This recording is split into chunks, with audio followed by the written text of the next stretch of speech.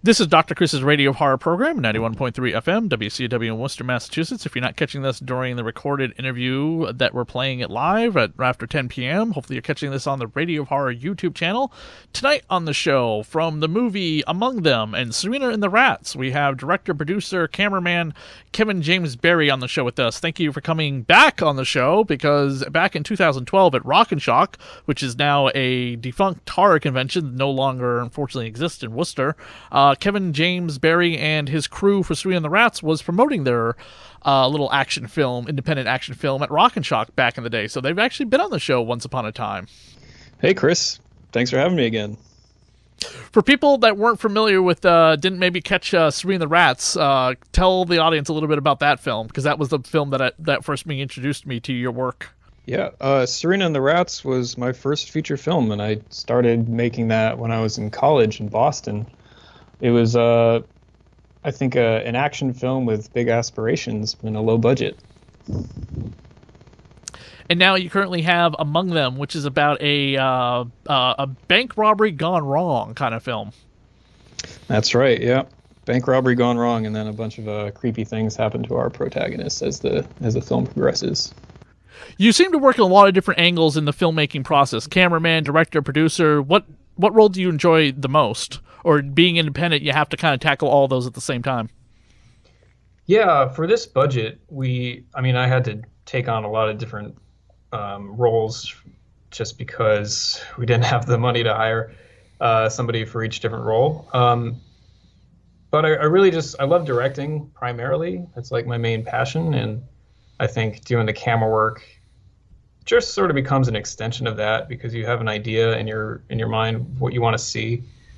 And so you just have to tackle the visuals along with the performance and everything else at the same time, which it can be a lot to juggle, but it's also a lot of fun.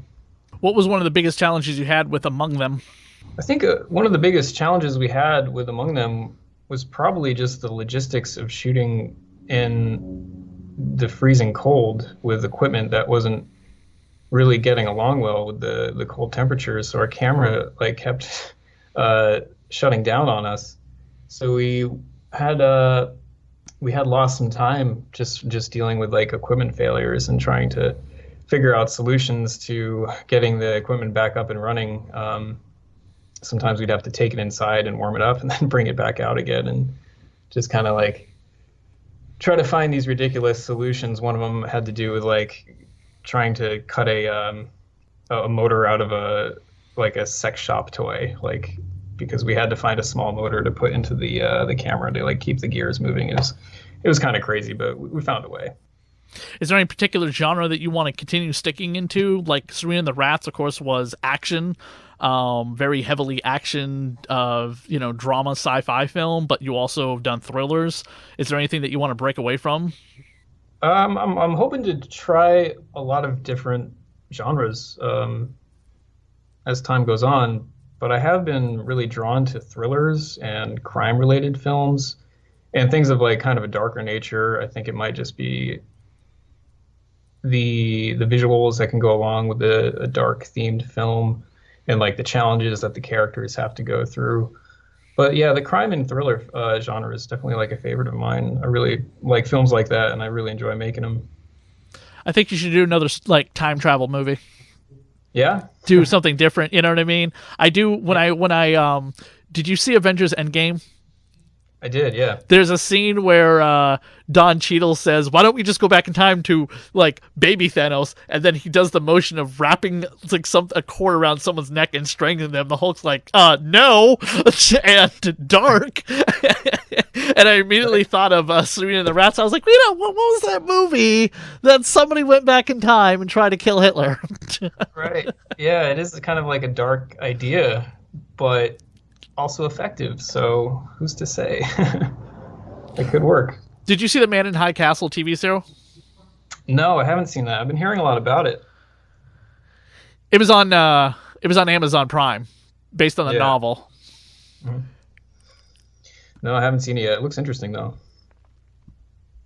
Go into some of the cast of the Among Them. Among them is led by Jonathan Thompson, Dan Liebman, and Evelina Marie, who also wrote the script. And they are like three of the most talented actors that I know. Jonathan and Evelina were both in my first film, Serena and the Rats. They were the leads in that too. And just loved working with them. And we were able to bring on Dan Liebman as well, who had a certain like he had a really great counterbalance, I think, to Jonathan Thompson's like kind of cool and calm demeanor. The cast is really what we started with Among Them. Evelina wrote the script, and we called up these people and we asked them if they were interested in getting together and kind of doing this crazy guerrilla style shoot out in Hampton Beach in the middle of the winter when the town was shut down. And they were all really on board and really excited to do it. So we were really fortunate to have people like that on board. Does it make it easier with the whole town shut down to get like permits and stuff, or to have like just complete and utter access to everything without people coming around? Yeah, it definitely did. It helped a lot because we had some scenes like shooting action scenes where we had guns outside and stuff like that. And we went to the police first, of course, to like be safe. And we asked them like, what's the procedure for doing a film like this with like realistic looking prop guns outside? And they basically said that nobody's here, so don't worry about it too much. You can just go do your thing. And we were like, well, we don't need like a police detail or anything. And they're like, no, you're good. So it definitely made it a lot easier for sure that there wasn't a lot of people around to be concerned about.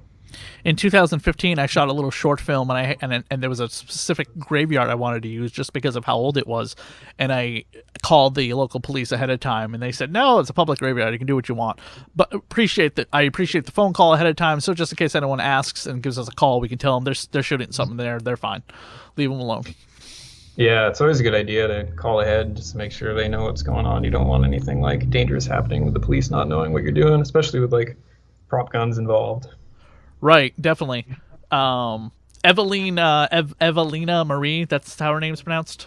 Yeah. She definitely has one of those looks I think will go, like, really far. You know, I mean, her career has been around since, like, 2009. She's been in a ton of, like, independent stuff. But I definitely think she's got a look that will captivate her further, you know what I mean, into the stratosphere of, like, Hollywood. Yeah, captivating is definitely a good word to describe it. It's the eyes, I think. Yeah. She's got like Angelina Jolie kind of eyes. Yeah. She's gotten that a lot actually, like a lot of comparisons to her, which she's not mad about. No, why would you be? But that's what you always need, like with like new talent. You need something that's just like that person has a look that is wow. That is going to be, you know, their look is going to be their guiding force through their career. As well as their talent, but people are going to look for like that look, which she has like the cold-blooded eyes of a killer sometimes. Because I've seen a couple of other things that she's done. Where were you halted recently by COVID-19 in production of anything? Right now, I just basically am doing obviously the promotion for Among Them, and also I'm in pre-production on some other projects. Been doing a lot of writing lately, so.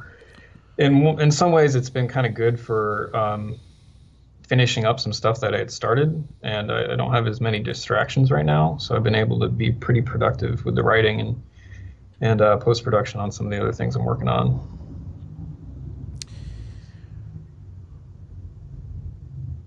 When you're writing different characters for different films, how do you make sure that one character doesn't sound too much like something you've already previously written? That's a good question.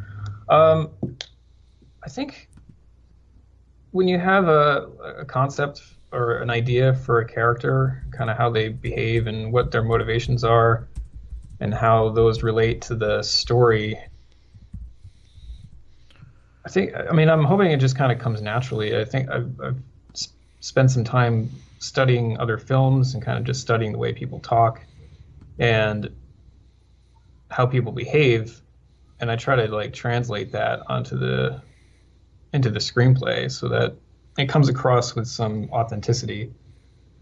And also I try to work in some artistry into the screenplay as well. So it's always a balance of self-expression and also trying to make things come across as authentic.